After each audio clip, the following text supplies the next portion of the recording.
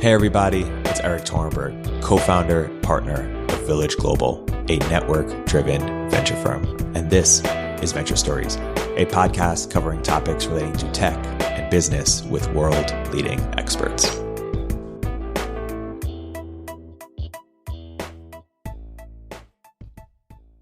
Hey everybody, welcome to another episode of Village Global's Venture Story. I'm here today with Siadhal Magos of Metaview. Welcome to the podcast. Thanks very much, Erik. Great to be here. So guys, by way of introduction, why don't you describe what is Metaview and what inspired you to start it? Absolutely. So Metaview, we're reimagining how exceptional organizations build their teams. We do this by applying speech to text to job interviews. The aim is to turn them into troves of data. So we started this off the back of our experiences. I was at Uber before starting the company. Sharia was at Palantir. Core observation we had was, these companies hyperscaling, how are we contributing to building exceptional teams? Well, it's actually in these interviews. And really what our takeaway was, it's interviews where an organization is determining their quality as they scale. It's also the point at which they have the least data about. They're literally complete black holes of data. It's been that way for the longest time. Doesn't have to be that way anymore. Speech to text technology is now pretty good, and you can really make sense of these conversations. And so that's what we're doing. Really, when you think about it, organizations, phenomenal vehicles for making change in the world. They are the way that we as human beings make change. The way they build teams is through these conversations, these highly lossy conversations. There's a whole lot of wastage. There's a lot of breakage. There's a whole lot of guesswork that goes into building these teams and populating these teams, even though they are the way we make change. And that's just not gonna sustain. So Sharia and I were friends before starting the company. We worked together at a fintech startup in London, post Series A. I was head of product. He was on the engineering team. We sort of went our separate ways. I went on to Uber. He went on to Palantir. We stayed in touch. Always thought that maybe we'll do something together. We always sort of got on and threw around a lot of ideas and sort of enjoyed jam sessions. What we sort of realized was there's a bit of a difference between the scaling challenges that Uber and Palantir had. Uber was very much a sort of growth no matter what mentality. So there was a whole lot of effort put in to making sure that when we grew, we got as awesome as people as was possible. But we were going to grow. We were going to get a butt in a seat no matter what, because it had to happen, because we were in a race, and it was a land grab. And this was quite different to what was experienced at Palantir, which really, their growth was almost limited by the raise money. Obviously, Sharia can speak to it more in a moment, but essentially there was real joy almost in saying no to people if they weren't the right fit. And so we saw this sort of tension between two awesome companies really trying to scale, and actually there's this fundamentally different way that they build their teams. But it still came down to the fact that interviews were where they were making their decision. So Sharia was always sort of academically on point with the idea that actually who you hire is the company you build, and it's incredibly important. I always thought it was true as well, but I sort of never really felt it until I saw it at Uber. And the real penny drop moment for me was we hit a bit of a wartime scenario on the driver side. So I was a product manager on driver payments. So a big part of what led to driver satisfaction, obviously, was how they got paid, how much they get paid, all these things. This was what my team looked after. There was a period, you may remember, I think 2017, where there was a lot of aggravation. Drivers weren't happy. And so drivers really became the main focus of Uber as a company. What this led to was a sort of threw out the window our existing sort of well-trodden OKR process that we managed ourselves by. And we switched to this much more top-down, big rock style of management. What this meant was there was a spreadsheet centrally managed by the most senior people in the company. On that spreadsheet was a list of projects that Uber was doing. They were the big rocks, ordained, but from up top, really. And each of those big rocks had someone's name beside it as an owner. So I was one of these big rock owners. I was on driver engagement, on payments. And the penny drop for me was I was looking around through the spreadsheet and I saw, well, really the thing that in my mind, it sort of crystallized for me, the thing that in my mind that is determining which of these projects is going to be a success is the name of the person who's associated with it. And so that for me was this moment when I realized, okay, it really is, I sort of get what everyone says now when they say hiring is so vital, it's going to determine really your success, your ability to grab opportunities as an organization. Once I saw it really just in black and white on that format. So the next step for me was then you realize, well, how are these people getting in the organization? Well, they're coming through via interviews. When I'm sitting in interviews, I'm seeing vastly different styles of interviews. I'm seeing vastly different judgments from interviewers. It's almost like the outcome of that process that determines who gets on the boat is almost arbitrary. And yeah, so when we started to really think about this and peel the lid on, well, what data could you get out of interviews to stop that being the case? We started to get really excited about the possibilities of really building this interview intelligence platform for enterprise. Yeah, and when we saw it, and Village is lucky to be an investor, it just seemed like a no-brainer product value prop. But you also talked about, what other things you could use the interview data for, and what could this become? Why don't you talk more about that? So yeah, really when we started, and we can talk a little bit more in a second about, I think, when you get into selling into recruitment teams, talent teams, people teams, there's obviously lots of constituents, from the buyer to the true leadership to the interviewers themselves. The thing that really brought us to it was taking like a product approach to interviewing, which is almost, why don't I have my version of Google Analytics? If I'm responsible for the interview process in this company, where in Uber's case, hundreds of thousands of people hours every year are getting dedicated to interviews, why don't I have a dashboard that tells me how well we're doing? So that's really the insights we, when we think about cool things to do with interview data, it's things like identifying your most consistent, most rigorous interviewers and making sure they're passing on their learnings to other members of the team. Identifying if you interview one demographic candidate systematically different to how you interview another. So an obvious example would be, do you interview female candidates different to how you interview male candidates in the organization as a whole?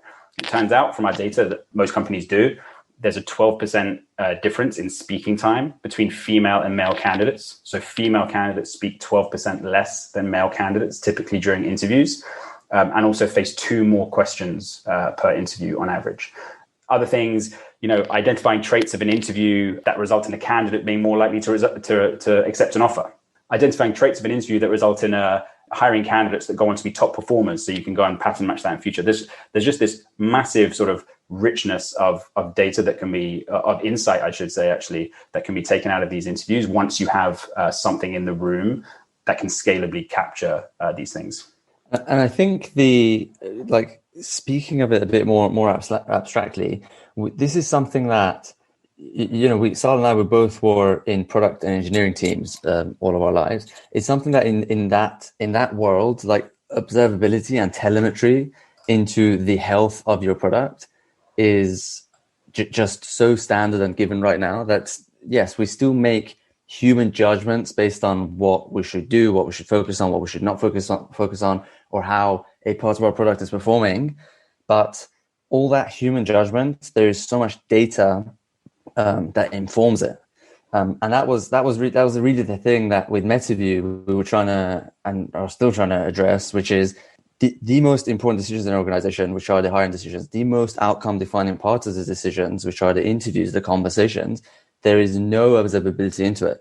So when I was at Palantir responsible for making hiring decisions, and I was told there are certain groups of candidates that we're really struggling to close, well, actually, my first question was, what is the most common questions they're asking? What are they interested in? And we just didn't have an answer to that. Or we had anecdotal answer from different folks, and I would go talk to different interviewers and be like, what do you think these folks are interested in? What are they not interested in, etc. But getting to a point today where with Metaview, you can say, of all the candidates that reject an offer that we give them, bucket the questions that they're asking based on theme and show me what they're interested in. And then you can further slice that as well by other data that you have to really have that telemetry and logging into your interviewing infrastructure the same way that you would have into your software infrastructure. That makes a lot of sense. I mean, I was fascinated by your stat on 12% less speaking time on average for females and 2 more questions. What are other insights that you've learned just from tracking so many interviews? Whether examples of things that lead to a candidate more likely to accept an offer or lead to someone more likely to be a high performer? Yeah, conversations are so rich with data that, as you can imagine, we're learning new things all the time. A couple of that have been really impactful for customers. So some of the things that Metaview captures, one would be how many questions are asked during an interview and how many follow-ups to those questions did you have. Recruiting is a bit of a machine, really. You have a certain number of people that go in the top and a certain number that come out the bottom. What people in recruitment often want to know is, how do I maximize the efficiency of that funnel? How do I make sure it's essentially as wide as possible all the way down?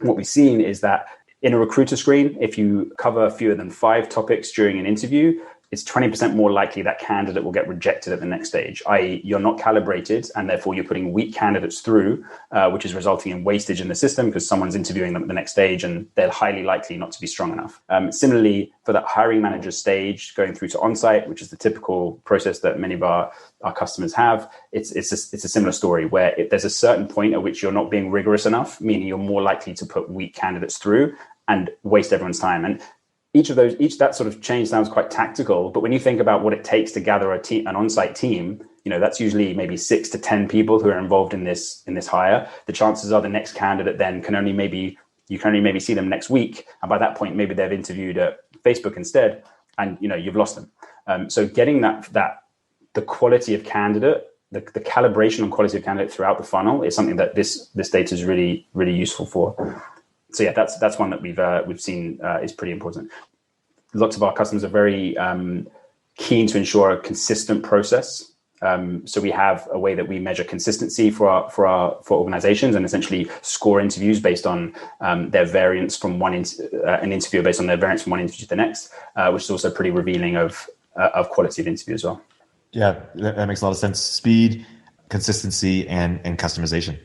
I want to try to segue a little bit into just sort of the voice enterprise space more broadly. We've seen a number of companies in sort of sales and enablement, in sort of different sort of subsectors or positions. What have we learned in the last few years of sort of performance in this voice enterprise space, and how are you approaching it, or how do you sort of think about it? Yeah. So obviously we're pumped about voice, right? We've built a company in this space. We think there's a real willingness and desire really to start to use this data that will all transfer into each other in a more systematic way. Fundamentally, we see really conversations or voice as the next frontier. And when we sort of analyze it, there are sort of two strands to it, and we actually play in both. So one is voice as an interface, which obviously that's in the consumer world as well, right? Like Google Home or Alexa, or whatever it might be. These are essentially ways that these products are trying to change our behavior in a way that they believe is more convenient for us to use. So they're trying to get you to say things instead of tap things or type things or click things. So obviously in our case, we capture interviews. So what we're enabling is, instead of sort of rigorously taking notes during an interview, that's handled for you. So there's just a convenience play there, not for necessarily changing behavior. We're just trying to get you to stop your behavior of taking such rigorous notes and instead really focus on that interview. So there's one way that sort of voice is a thing, right? It's an interface, and it's in some cases it's the best interface, the most convenient interface for a certain task. The second part is voice as a data source. So obviously conversations are happening all around us all the time, and of course they are getting stored in some way. They're getting stored in our individual brains as memories. Sometimes we manage to write some of it down if we sort of want to make sure we remember something, but that's like a really lossy process, as you can imagine. You have no ability, not only are you forgetting things, you also have no ability to actually identify trends over time and predict issues and whatnot. So this aspect of voice in enterprise, where you're capturing the data that is transferred via voice, is not really about changing behavior. It's much more about giving people much better tools and much better recall on knowledge so that they can improve their decisions and whatnot. What we sort of realize is there are these two elements to it, of course, convenience and data tracking, data capture. And actually, they're both key, because there are in any enterprise, there are many constituents. There are the people who need to use a tool. So even if you take like a CRM tool, like take Salesforce or something like this, obviously it has awesome reporting functionality. If you're a senior sales leader, you're probably only ever looking at the reporting and using it to make forecasts and predictions and whatnot. But that's never why salespeople use it. Salespeople use it because it helps them close more deals. And that's what they are really incentivized to care about. And so when you build a CRM, you need to care about both of those constituents. And it's very much the same with voice. You build convenience features that make it easier, make your life easier, as you know, by using voice as an interface. But then you also need, obviously, satisfy the customer, the buyer's needs by enabling access to this very rich data that enables them to develop better strategies, make better decisions, make more informed predictions, these sorts of things. So yeah, with I think that's the same for other companies, other emergent conversation analytics companies. You mentioned Chorus or Gong, same thing for them. There's utility for the salesperson and utility for the buyer. And the good thing is these aren't like in conflict. These are two things you need to do. They're not in conflict. They both really lead to the same thing. It's just important to sort of consider both of those constituents when you're building out a business in this space. How would you approach it if you were a venture capitalist or for VCs who ask you for advice for how to approach, different verticals, sort of specific companies in this space? Yeah, really good question. So obviously the best, almost the place that we can speak from is from our experiences. We've obviously taken like a very focused approach where it's a particular type of conversation that we're focused on building an intelligence platform for. Gong, Chorus, that's the same thing. They're focused on a very specific type of conversation. There are other companies out there who can take a more general approach.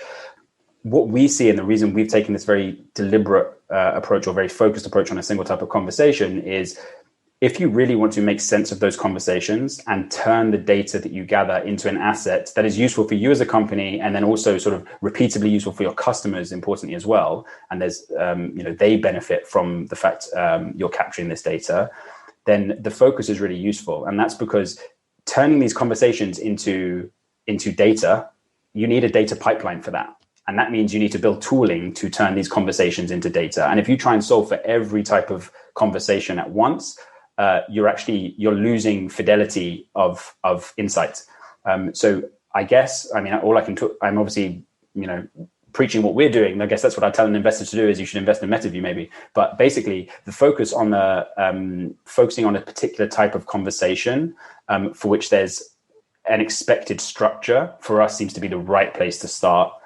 Because we assume and we believe that it's also important to build utility and build a product people want from the get-go. We're not expecting our customers to wait around for this to turn into this incredible piece of technology that predicts you should hire tomorrow, right? That's not what's going to happen. It's going to be a tool that is useful from the get-go. And to do that, you need to be able to make sense of these conversations. And that's very hard if you don't have a particular focus. Yeah. Any other sort of vectors that you sort of asking that question, sort of any other dimensions you're interested in that question via Erik? Or maybe just places. One at a high level, like I wonder if there are consumer use case, or more just like the broader level question of like, is everything going to be recorded in the future and analyzed and parsed? How do you think about that? Yeah.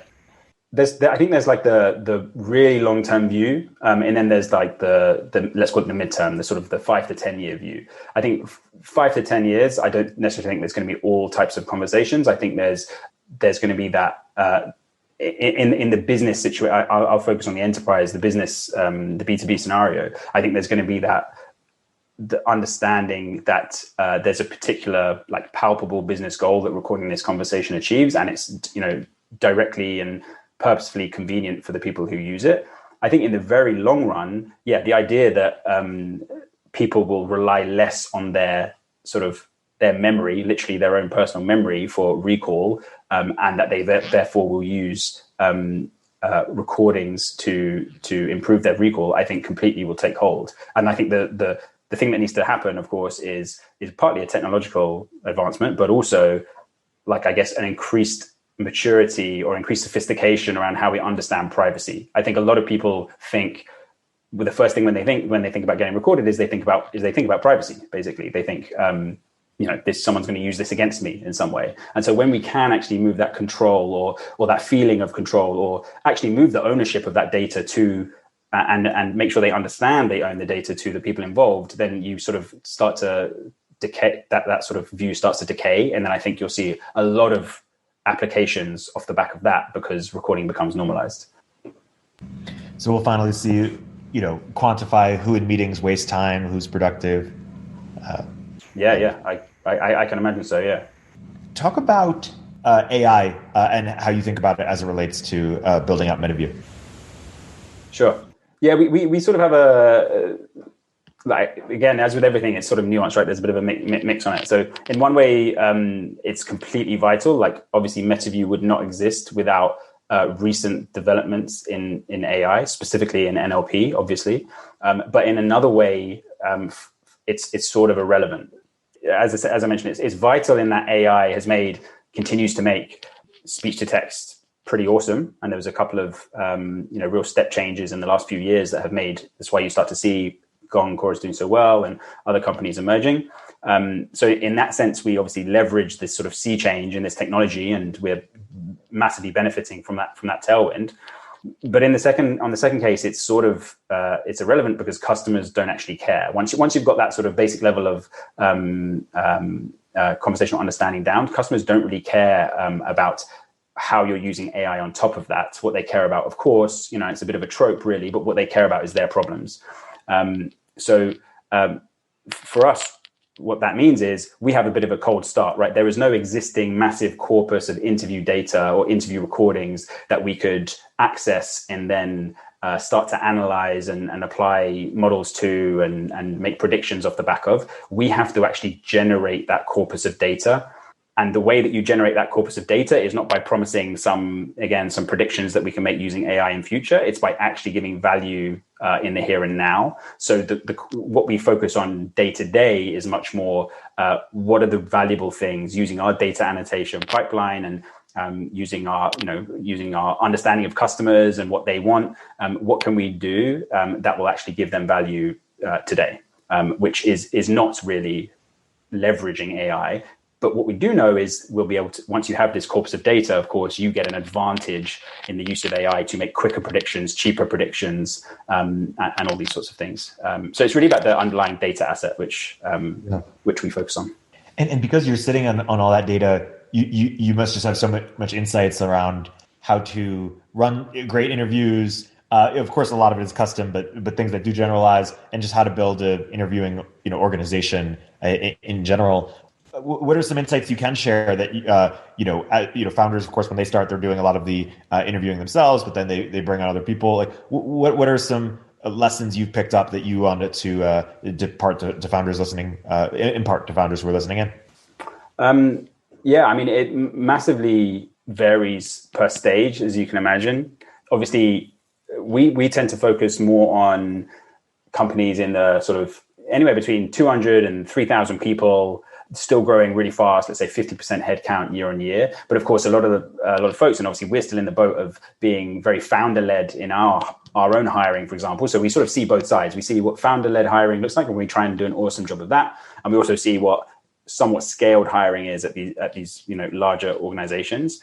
Obviously, when you start out, you've got a great hammer that you can use, a great tool that you can use for calibration, which is, as a founder or as a founding team, make sure that you're involved in every interview loop. Now, you might make bad decisions, but at least the decisions are going to be the decisions you would have made. When you're a larger company, obviously, once you get sort of above 100 people or so, then you lose that ability to really be a meaningful part of an interview loop. And that's when you start to get really anxious about, well, hang on, there's 60 people in my company who have been here for less than a year, but they're deciding who the next 100 people to join the company are. And I hardly know these people. And I wasn't sure when I made that decision to hire them anyway. And now they're building out their own team. And that's like a really anxiety inducing situation to be in, because, any founder has really tried to nurture and cultivate a culture, and to see it sort of slip away so easily and exponentially almost slip away is really hard to see. So yeah, we focus more on those problems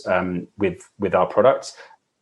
Yeah, so in terms of actual best practices we see, there are a few basics that all the top companies will push. One is structured interviews. So structured interviews basically means for a given candidate at a given stage, ask each candidate the same thing. Super simple. It's an excellent way to obviously achieve some form of consistency, but also what you will realize as a hiring manager or a person involved in the hiring decision is you're much better able to calibrate on what great looks like. Very, very simple way to do that. And you actually start to get an idea of again, what good looks like. Other things that... Just on that point for a second, what if you're asking the same questions every time, why even have multiple interviews? Like what's the what leverage do you get from just to be clear, what I mean is, if I'm responsible for a certain stage of interview and I'm going to have 5 candidates come past me, I'm going to ask the same questions to each of those 5 candidates. But you're completely right. Part of the structure of the structured interview process will include the next person in line, the person who's doing interview number 2, make sure they ask a different set of questions to me. And you want to focus on them. They want to focus on proving or disproving certain competencies that the candidate might have, and I will focus on proving or disproving these. And when you come out of those interviews, you don't necessarily want to come out with a hire or no hire decision. You're just coming out with, given I was focused on this set of competencies, would I recommend are they strong or are they weak on these competencies? And then of course the hiring manager can make the overall decision based on that synthesis. So yeah, structured interviews for your stage ask the same questions, but the candidate should face different questions. Any one candidate should face different questions at each of the stages. Another really good process to get fired up is shadowing, something that we try and enable virtually. We do enable virtually on Metaview. So shadowing, it is quite time intensive if you're not using a tool like Metaview. It basically means if you're a trainee, say you're new to the the organization, we're not necessarily going to throw you in and have you conducting interviews right away, because if we put you in front of a really great candidate and you don't spot it because you're not calibrated, or you give them poor experience and we miss them, that's too costly. So what we're going to do is you're going to shadow a seasoned interviewer, and what they typically do at top companies is you will shadow a seasoned interviewer 2 or 3 interviews, which might take 2 or 3 weeks maybe, depending on when they're interviewing. Again, that's one cool thing about having an interview intelligence platform is, of course, you can actually just do that shadowing asynchronously and do it all in an afternoon, and then you're sort of ready to go to step 2. Step 2 is when you conduct an interview as the sort of the trainee interviewer, and a more experienced interviewer shadows you. So they sit in the interview with you. It means they can interject if they need to. It also means that when you give your synthesis on a candidate, your judgment on a candidate, they can sort of almost nudge you on it and make sure you're calibrated in the right way. So shadowing programs are great. They are expensive in a few ways, in terms of your seasoned interviewers are usually some of your most experienced people as well, which means they're spending twice as much of their time interviewing as they would otherwise, which is why we've made it part of Metaview's platform as well. But they are a really effective way to calibrate people, that's for sure. A couple of other things that are, I think, slightly more almost expert level.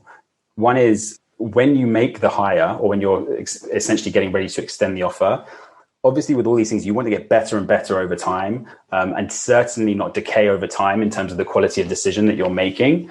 So a really good practice to get into is to essentially write up your hiring thesis for each individual you're involved in. And the best way to structure that is to write up what a success path for that person looks like, i.e. when they join the company, if what does great look like and what's going to enable them to do it, but then also write up a failure path and try and almost predict if I was to tell you that in 6 months' time, a year's time, 2 years' time, this hire had been a bad hire, what would you think were the reasons why that would be? And almost do that pre-mortem at that stage. It's not designed necessarily to change your decision in that moment. What it's designed to do is to help you build up that muscle of realizing what to look for in candidates, and give you something to refer back to if and when it does turn out that they were a bad hire. So that's a really, really good practice that we do at Metaview, and a lot of top companies do too. And then I think there's just various techniques around being very deliberate about interviewing. Some we've already mentioned. Actually have specific questions you're going to ask, and actually know exactly what competencies you're going to focus on. That's like basics. That's a must. I think as you get more and more experience as an interviewer, there's almost a few different philosophies that you can adopt as an interviewer. And I think it depends on what we see is this tends to vary certainly by company, but sometimes by department. So some companies, some departments take what would be called a hire first mentality. This essentially means that they're going in knowing what this person needs to have to be hired. And they are trying to just tick off those things. So they're focusing on the things that they do hire for and trying to give the candidate every opportunity to show that they have these things. It's sort of like a very positive approach to it. Can I prove that this person does meet the spec, does meet my needs? Another approach is to go fire first mentality, which is almost to say to yourself, okay, I'm going to try as hard as I can to prove that this person doesn't have the things that I want to see. And there's no right or wrong. It's just a different way to hire. And it depends on what your goals are as a team. For example, if you're building out what we might see is someone is going through a hiring spike on customer support, and they need to hire, get 20 people in the next 3 months or something like this, then it might make a hire first approach makes more sense. But in certain other situations, this fire first approach makes more sense. So yeah, those are some of the things that we see top companies do, and we're big fans of, and we do sort of with our customers. We have obviously pretty good relationships with all of them, so we sort of talk on some of these things, and even though they're not directly in our product, they're sort of some of the things that we mentioned folks should give a go. Yeah, can you give more examples of what hiring VCs look like? I mean, really, it is as I described, which is you would again almost do that what you'd call a pre-mortem, which is in a scenario where this person, I'm trying to think of a literal example. So things that you might mention in one of these, for example, a failure path, you might have picked up during an interview that the candidate ticked a lot of boxes, but for whatever they didn't seem to show much initiative. Didn't show much initiative in their past work. So your failure path for them might be that when given ownership of a project, they didn't step up to the plate and really, 10x on that project. And that what are the things that you would do as a manager in that situation to reduce the chance of that happening? Well, you'd probably express to them really clearly that this is something that they really have to own, and there's going to be no backstop if this doesn't work out. You'd have to make it really clear to them what the tools are at their disposal to make sure that they're going to nail this project. You have to make sure you might do regular check-ins with them because their task level maturity on this is relatively low. So you'd almost, once they're hired, they're on the team, and you want to do everything possible to make sure that even though you've picked that up as a weakness, you're going to manage that situation accordingly and have a plan around it. So that would be an example of a failure path would be, well, they were put on, despite the fact we noticed they didn't actually have great ownership mentality. We put them to own a project and their manager didn't have regular check-ins with them, and they weren't clear what the actual goals of the project were from the start or something. That's a very extreme case, but that would be what we mean by that. Awesome. These have been some really great insights for people listening in who are either founders or they want their companies to use Metaview because they're just compelled by the value prop. What more info can you share, or where can people learn more sort of in wrapping here, and anything, feel free to plug anything upcoming. Yeah, sure. Definitely check out our website, metaview.ai. Fundamentally, we're about using conversation analytics to help you up-level your interviewers and make better hiring decisions.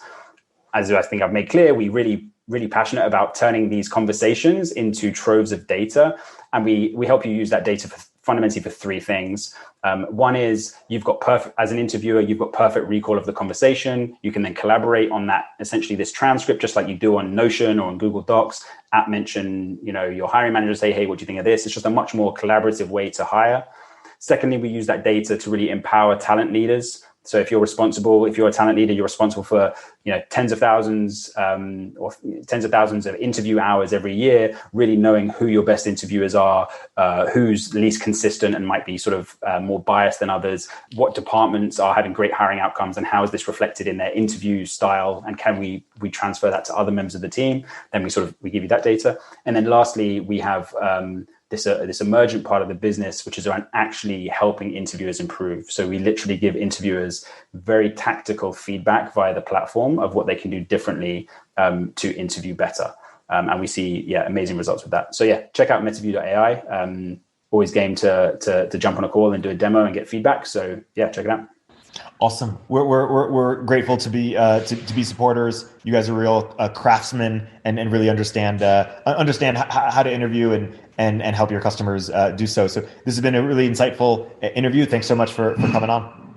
Cheers, Erik. Thanks so much.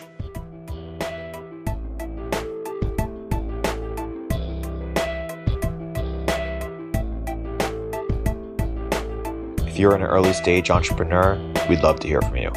Check us out at villageglobal.vc.